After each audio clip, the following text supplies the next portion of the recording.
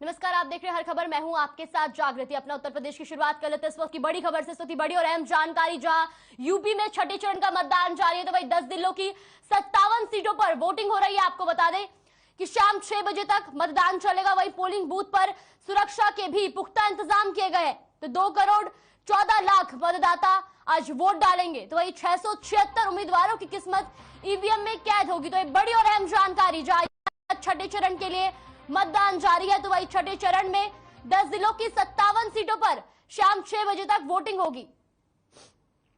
वही प्रशासन ने पोलिंग बूथ पर सुरक्षा के पुख्ता इंतजाम किए हुए हैं, जहां 2 करोड़ 14 लाख मतदाता 676 उम्मीदवारों के भाग्य का फैसला करेंगे। बता दें कि छठे चरण में सीएम योगी की गोरखपुर सीट पर भी चुनाव है। इस चरण में कई दिग्गजों की किस्मत दांव पर लगी हुई है। तो एक बड़ी और अहम जानकारी, जहां यूपी में आज छठे चरण के लिए मतदान जारी है, तो वहीं आपको बता दें कि 10 जिलों की 57 सीटों पर वोटिंग हो रही है, जहां शाम 6 बजे तक मतदान होगा। तो वही प्रशासन ने भी पोलिंग बूथ पर सुरक्षा के पुख्ता इंतजाम किए हुए हैं। यहां 2 करोड़ 14 लाख मतदाता 676 उम्मीदवारों के भाग्य का फैसला करेंगे। तो बता दें कि छठे चरण में सीएम योगी की गोरखपुर सीट पर भी चुनाव है। इस चरण में कई दिग्गजों की किस्मत दांव पर लगी हुई है। तो जहां उत्तर प्रदेश में छठे चरण का मतदान जारी है, वहीं आपको बता 10 जिलों के 57 पर शाम 6 बजे तक मतदान होना है, जहां आज 676 उम्मीदवारों के भाग्य का फैसला होगा। तो 2 करोड़ 14 लाख मतदाता आज वोट डालेंगे और इस चरण में कई दिग्गजों की किस्मत भी दांव पर लगी हुई। आपको बता दें कि छठे चरण में सीएम योगी की गोरखपुर सीट पर भी चुनाव है।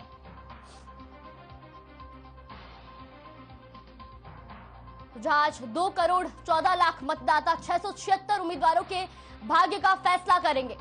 तो वही प्रशासन ने भी पोलिंग बूथ पर सुरक्षा के पुख्ता इंतजाम किए हुए हैं, जहां शाम 6 बजे तक आज मतदान होगा। तो वहीं आपको बता दें कि 10 जिलों की 57 सीटों पर वोटिंग जारी है। तो बड़ी और अहम जानकारी उत्तर प्रदेश से, जहां छठे चरण का मतदान जारी है और 10 जिलों की 57 सीटों पर वोटिंग हो रही है। आपको बता दें कि शाम 6 बजे तक इस दौरान 2 करोड़ 14 लाख मतदाता 676 उम्मीदवारों के भाग्य का आज फैसला करेंगे। तो आपको यह भी बता दें कि आज छठे चरण में सीएम योगी की गोरखपुर सीट पर भी चुनाव है। तो इस चरण में कई दिग्गजों की किस्मत दांव पर लगी हुई है।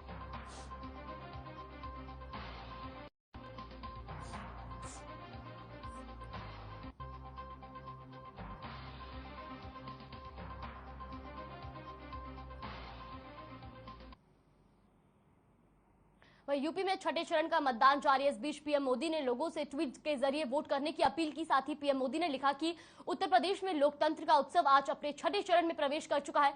सभी मतदाताओं से मेरा विनम्र आग्रह है कि वो वोट के साथ इस उत्सव में जरूर शामिल हो। आपका एक लोकतंत्र की ताकत बनेगा। और यूपी में छठे चरण का जहां आज मतदान जारी है, तो वहीं प्रधानमंत्री नरेंद्र मोदी ने भी मतदाताओं से मतदान करने की अपील की और उन्होंने अपने ट्वीट में भी लिखा है कि वोट के साथ इस उत्सव में शामिल एक एक मत लोकतंत्र की ताकत बनेगा। तो जहां आज उत्तर प्रदेश में छठे चरण के लिए वोटिंग हो रही है, आपको बता दें कि शाम 6 बजे तक वोटिंग जारी रहेगी। तो वही 10 जिलों की 57 सीटों पर आज वोटिंग हो रही है। तो इस दौरान जहां पीएम नरेंद्र मोदी ने भी लोगों से ट्वीट के जरिए वोट करने की अपील की है। पीएम मोदी ने लिखा कि उत्तर प्रदेश में लोकतंत्र का उत्सव आज अपने छठे चरण में प्रवेश कर चुका है। तो सभी मतदाताओं से मेरा विनम्र आग्रह है कि वो अपने वोट के साथ इस उत्सव में जरूर शामिल हो। साथ ही उन्होंने कहा कि आपका एक एक मत लोकतंत्र की ताकत बनेगा।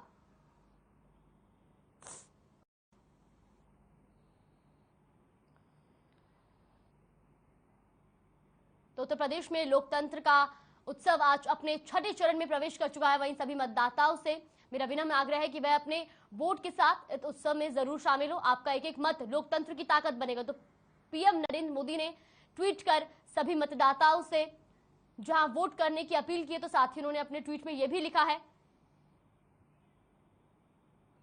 वहीं यूपी में छठे चरण का मतदान जारी है। इस बीच सीएम योगी आदित्यनाथ ने भी अपने मत का प्रयोग किया और वोट डालने के बाद अपनी फोटो ट्विटर पर शेयर की। तो वही आपको बता दें कि जहां उत्तर प्रदेश में छठे चरण का मतदान हो रहा है, तो इसी दौरान योगी आदित्यनाथ ने भी वोट डाला। वही आपको बता दें कि सीएम योगी आदित्यनाथ ने अपने ट्वीट में लिखा कि नए उत्तर प्रदेश की अविराम विकास यात्रा के लिए मतदान अवश्य करें, भारत माता की जय।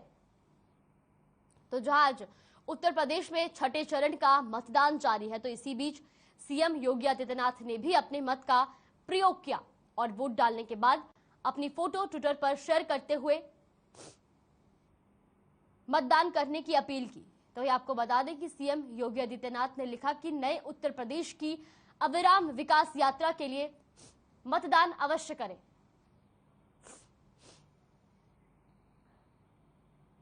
वहीं समाजवादी पार्टी के राष्ट्रीय अध्यक्ष अखिलेश यादव ने भी ट्वीट कर लोगों से मतदान करने की अपील की। अखिलेश यादव ने ट्वीट कर लिखा, जितना अधिक मतदान होगा लोकतंत्र उतना अधिक बलवान होगा। साथ ही लिखा कि आज छठे चरण में अपना वोट डालें, साथ ही अन्य मतदाताओं को भी अपने मताधिकार के सदुपयोग के लिए प्रेरित करें। तो जहां सपा राष्ट्रीय अध्यक्ष अखिलेश यादव ने भी लोगों से ट्वीट कर मतदान करने की अपील की। उन्होंने अपने ट्वीट में लिखा है कि जितना अधिक मतदान होगा लोकतंत्र उतना अधिक बलवान होगा। साथ ही उन्होंने लिखा कि आज छठे चरण में अपना वोट डालें, साथ ही अन्य मतदाताओं को भी अपने अपने मताधिकार के सदुपयोग के लिए प्रेरित करें।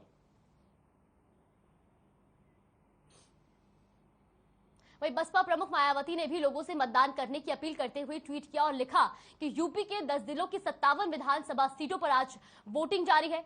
आप एक एक वोट के मताधिकार से रोटी रोजी और रोजगार युक्त अच्छे दिन के लिए सर्वजन हिताय और सर्वजन सुखाय की बीएसपी सरकार बनाना सुनिश्चित करें, ताकि जातिवाद, संकीर्ण सोच और तानाशाही प्रवृत्ति वाली सरकार से मुक्ति मिल सके।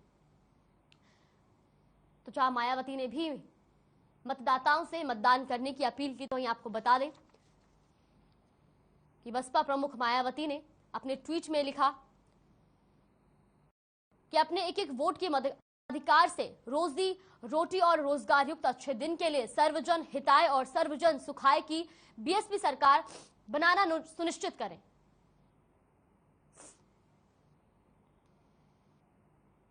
वहीं अयोध्या में जिलाधिकारी आवास में बोर्ड को फिर से भगवा कलर से रंग दिया गया। दरअसल पीडब्ल्यूडी ने चुनाव के चलते हरे रंग से रंग दिया था, जिसको लेकर डीएम ने पीडब्ल्यूडी के अधिकारियों को फटकार भी लगाई थी। मीडिया ट्रायल के बाद जिला प्रशासन ने बोर्ड को फिर भगवा किया। तो जहां अयोध्या में जिलाधिकारी आवास के बोर्ड को फिर से भगवा कलर से रंग दिया गया है। दरअसल पीडब्ल्यूडी ने चुनाव के चलते बोर्ड को हरे रंग से रंग दिया था, जिसको लेकर डीएम ने पीडब्ल्यूडी के अधिकारियों को फटकार भी लगाई। वही मीडिया ट्रायल के बाद जिला प्रशासन ने बोर्ड को फिर भगवा किया।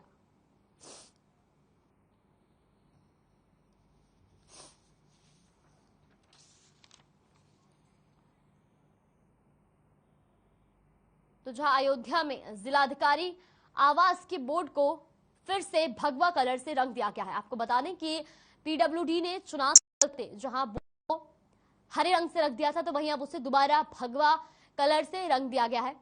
आपको बता दें कि जहां बोर्ड को हरे रंग से रंगने के बाद डीएम ने पीडब्ल्यूडी के अधिकारियों को फटकार भी लगाई थी, तो वहीं मीडिया ट्रायल के बाद जिला प्रशासन ने बोर्ड को फिर भगवा किया है।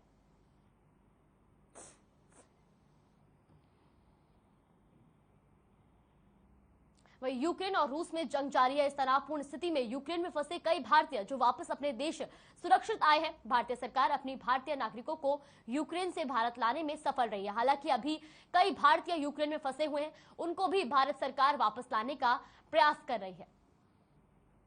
तो जहां यूक्रेन और रूस के बीच जंग जारी है, ऐसे में हजारों की संख्या में भारतीय इस वक्त यूक्रेन में फंसे हुए हैं। तो इस तनावपूर्ण स्थिति में यूक्रेन में फंसे कई भारतीयों को वापस अपने देश सुरक्षित लाया गया है, जहां भारतीय सरकार अपने भारतीय नागरिकों को यूक्रेन से भारत लाने में सफल रही है। डर था कि वहां पे कहीं इन लोग न चपेट में आ जाए। मतलब किस तरह से संपर्क जोड़ लेते हो पा रहा था, नहीं हो पा रहा था संपर्क, जब इस तरह की सूचनाएं आपने सुनी? नहीं, बातें तो हो रही थी, लेकिन ये है कि वहाँ रुकना भी जरूरी था। 15 मार्च को एग्जाम भी होने वाला था, यूनिवर्सिटी ने इन लोगों को छोड़ा नहीं था। तो इस वजह से इनको रुकना भी जरूरी था।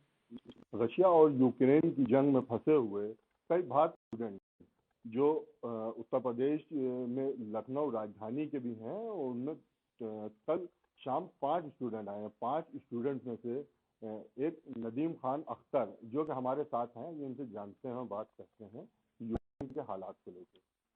नदीम जी, आप वहाँ पे डॉक्टरी की पढ़ाई करने गए थे जैसा कि आपने बताया, और वहाँ पे जब आप जो जंग के हालात शुरू हुए हैं तो क्या स्थिति थी वहाँ पे? एकदम भयावह स्थिति थी। हर कोई सामान स्टोर करने की कोशिश में था, जल्दी से जल्दी पैसे निकालने की कोशिश में था। बड़ी बड़ी लाइनें लगी थी एटीएम के सामने, बड़ी बड़ी लाइनें लगी थी सुपरमार्केट के सामने, और जितना हो सकता था लोगों ने सामान खरीद के अपने घरों में स्टार्ट करना शुरू कर दिया। नदीम जी, जिस तरह से वहाँ पे जंग जब शुरू हुई थी तो जो आप लोग तो सब इंडियन हैं, भारतीय हैं, तो क्या महसूस कर रहे थे, किस तरह से लग रहा था, क्या माहौल है? अब माहौल आपको सभी लोग टीवी पे न्यूज़ के द्वारा देख ही रहे हैं क्या माहौल हो सकता है। अब मैं वहाँ पे सिर्फ इतना देखा, हर कोई इंडियंस वहाँ से निकलने की कोशिश में ही था। सबको, हर कोई डरा हुआ था, हर कोई अपने घरों पे कॉल करके बातें कर रहा था। वहाँ पे माहौल था, तो खाने पीने को लेकर किस तरह से आप लोग उसमें कोशिश करते थे या किस तरह से अपना इंतजाम करते थे?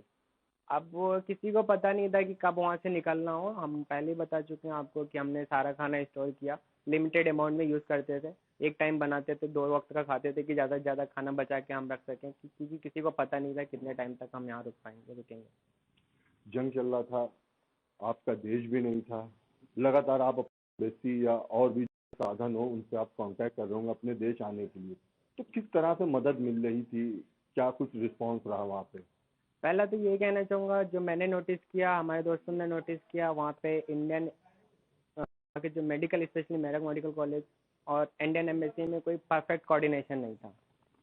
कोऑर्डिनेशन से बोले तो जब वहाँ से हमको एम्बेसी बोल रही है निकल जाओ, ज़रूरत हो तभी निकलना। अब एक तरफ आप बोल रहे हो कि वॉर की सिचुएशन है, आप बोल रहे हो कि ज़रूरत हो तभी निकलो, तो उन्होंने स्टूडेंट के अंदर खुद कन्फ्यूज़न क्रिएट कर दिया कि बच्चों के एग्ज़ाम भी थे 15 मार्च को, इसलिए बच्चे सोच रहे हैं यूनिवर्सिटी बोल रही है ज़रूरत हो तो निकलो, ज़रूरत ना हो तो ना निकलो। अब जिन बच्चों के एग्ज़ाम थे उन्होंने वहाँ रुकना प्रीफर किया क्योंकि उनकी ज़रूरत थी, इस वजह से बच्चे वहाँ पे और फंसे रह गए। लेकिन यूक्रेन में जिस जगह पे हमले हुए या जिस जगह पे लगातार हम लोग फुटेज में देख रहे थे वॉर हो रहा है, एक धमाके टाइप के हो रहे हैं, तो उस जगह से आप लोग कितनी दूर थे, और वहाँ से जो आपने सफ़र तय किया बॉर्डर के लिए रोमानिया, तो वो कितनी दूर था? एक्चुअली सारी जर्नी हमारी स्टार्ट होती है 24th ऑफ फेब से। जब हमने मॉर्निंग में न्यूज़ सुनी वॉर स्टार्ट हो गई, सबसे पहले हमने सारा खाना वगैरह स्टोर किया। उसके बाद फिर एक दिन बाद पता चलता, एक दिन बाद हमने अपनी बसेस बुक की, यूनिवर्सिटी से, एम्बेसी से कांटेक्ट किया। यूनिवर्सिटी से तो हमें बेसिकली कोई सपोर्ट नहीं मिला, और बाकी वहाँ से एम्बेसी से बोला गया कि आप यूनिवर्सिटी छोड़ दो, जितनी जल्दी हो सके बॉर्डर पर पहुँच जाओ।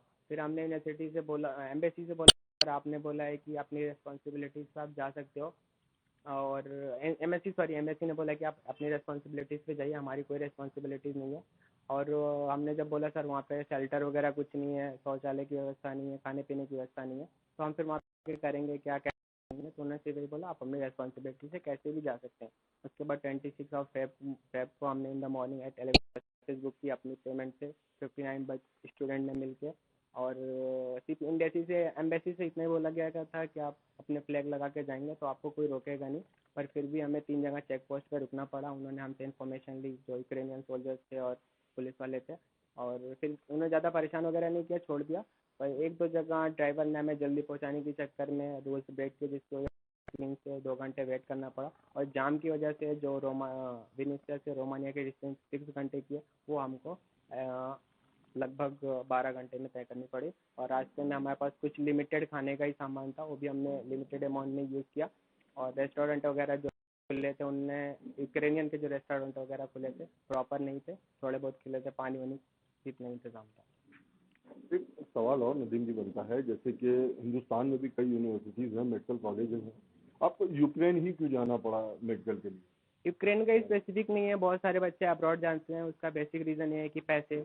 अब हर मिडिल क्लास फैमिली उतने पैसे अफोर्ड नहीं कर सकती है। अब जिन बच्चों के 1-2 नंबर से रुकते हैं, जैसे मेरा ही था 590 नंबर से रुका, तो मेरा हर बच्चे का सपना डॉक्टर बनने का होता है और अपने देश की सेवा करना चाहता है, इसलिए हमने वहाँ पे जाना प्रेफर किया। क्योंकि हर बच्चे का ड्रीम 100% देता है, 100% देने के बाद वो सोचता है कि एटलीस्ट डॉक्टर तो बन ही जाऊंगा कहीं ना कहीं, और फिर आके अपने देश की सेवा करूँगा। आखिरी सवाल नदीम जी आपसे, जिस हिसाब से आप बता रहे हैं कि आपका सपना था यूक्रेन गए, डॉक्टर बनने का सपना था, क्या लगता है कि इस बार जो जंग थमेगी, जंग थमने, अभी भी आपकी पढ़ाई लगभग पूरी तो नहीं हुई है, कंप्लीट नहीं, लेकिन हाँ, तो क्या जंग थमने के बाद, हालात सामान्य के बाद, क्या आप यूक्रेन एक बार फिर से जाएंगे?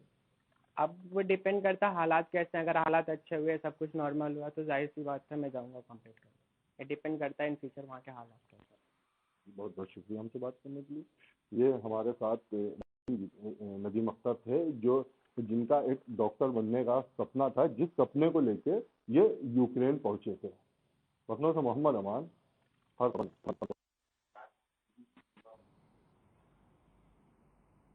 तो चला एक छोटे से ब्रेक का, ब्रेक के बाद जल्द हाजिर होंगे खबरों के साथ।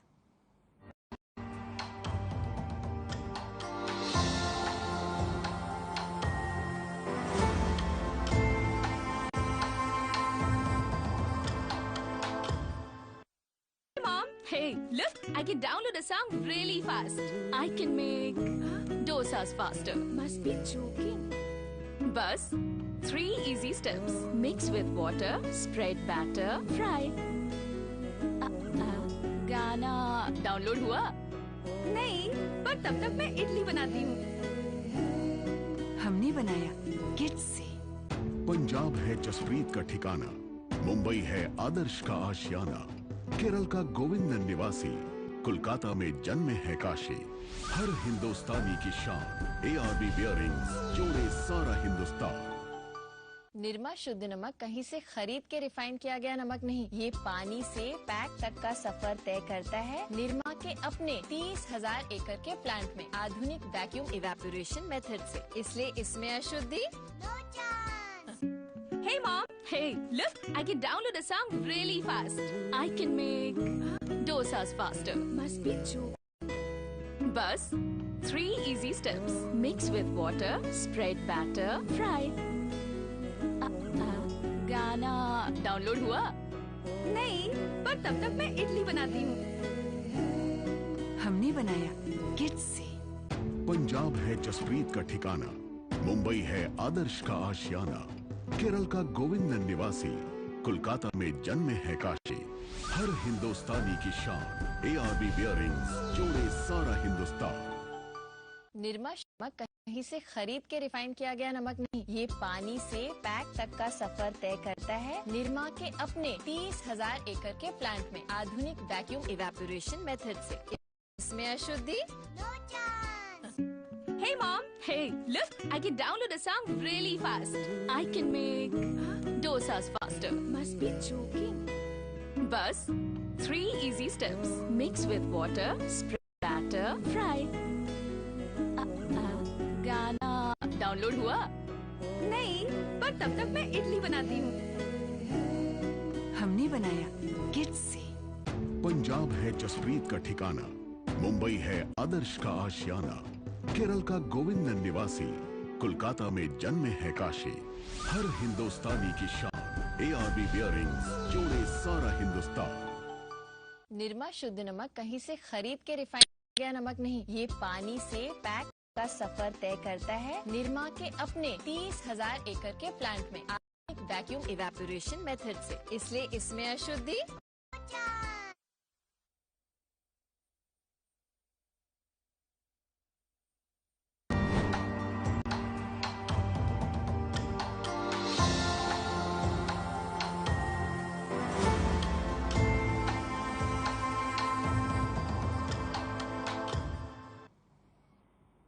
ब्रेक के बाद स्वागत है आपका। चलिए रुक कर इस वक्त की बड़ी खबर की और इस वक्त की बड़ी और अहम जानकारी कुशीनगर से, जहां कुशीनगर में ग्रामीणों ने मतदान का बहिष्कार किया। तो ये आपको बता दें कि पिपरा घाट पर पुल बनाने की मांग को लेकर बहिष्कार किया, जहां ADM और ASP ने लोगों को समझाया। वहीं करीब 3 घंटे बाद फिर मतदान शुरू हुआ। तो ये बड़ी और अहम जानकारी कुशीनगर से, जहां ग्रामीणों ने मतदान का बहिष्कार किया है।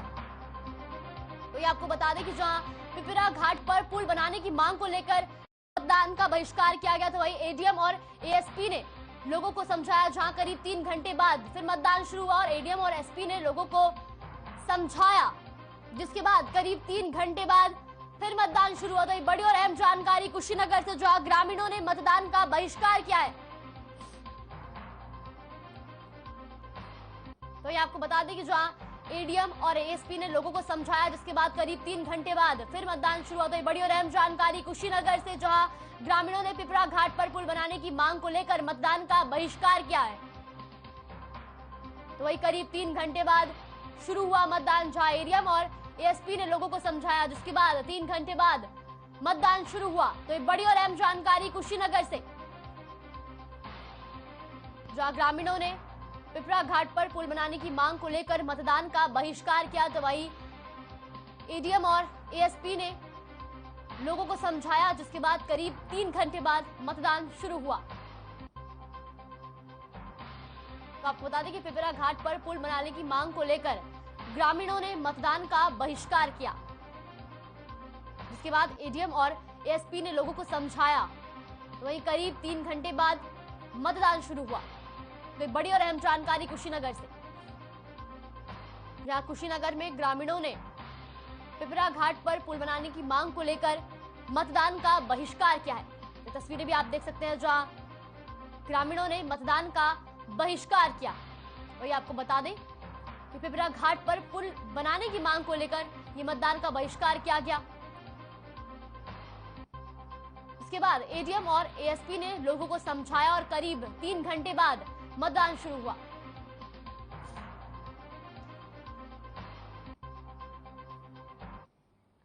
तो लखनऊ में यूक्रेन रूस युद्ध में फंसे प्रदेश के 5 भारतीय छात्र मंगलवार को राजधानी पहुंचे और अमौसी एयरपोर्ट पहुंचने पर छात्रों का एडीएम विपिन मिश्र ने स्वागत किया। तो उन्हें देखकर परिजन भावुक हो उठे। वहीं इन छात्रों ने यूक्रेन में युद्ध के डरावने मंजर बयां किया। उन्होंने बताया कि वहां के सैनिक भारतीयों के साथ अच्छा व्यवहार नहीं कर रहे हैं।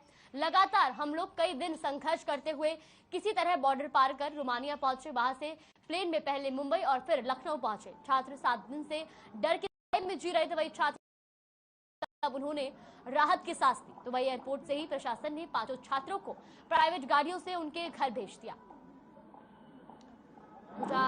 यूक्रेन में फंसे प्रदेश के 5 छात्र मंगलवार को वापस वतन लौटे, जिसके बाद उन्होंने सांस ली। वही आपको बता दें कि जहां परिजन भी भावुक हो उठे, तो वही इन छात्रों ने यूक्रेन में युद्ध के डरावने मंजर बयान किया। उन्होंने बताया कि वहां के सैनिक भारतीयों के साथ अच्छा व्यवहार नहीं कर रहे हैं। लगातार हम लोग कई दिन संघर्ष करते हुए किसी तरह बॉर्डर पार कर रोमानिया पहुंचे और फिर वहां से प्लेन में पहले मुंबई और फिर लखनऊ पहुंचे। तो वही भारतीय छात्र जहां मंगलवार को राजधानी पहुंचे, तो वही अमौसी एयरपोर्ट पहुंचने पर छात्रों का एडीएम विपिन मिश्र ने स्वागत किया।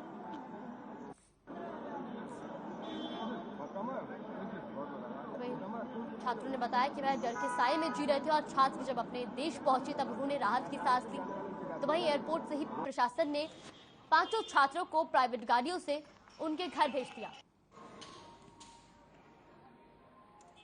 फिलहाल के लिए अपना उत्तर प्रदेश में बस इतना ही। बने रहिए हमारे साथ। नमस्कार।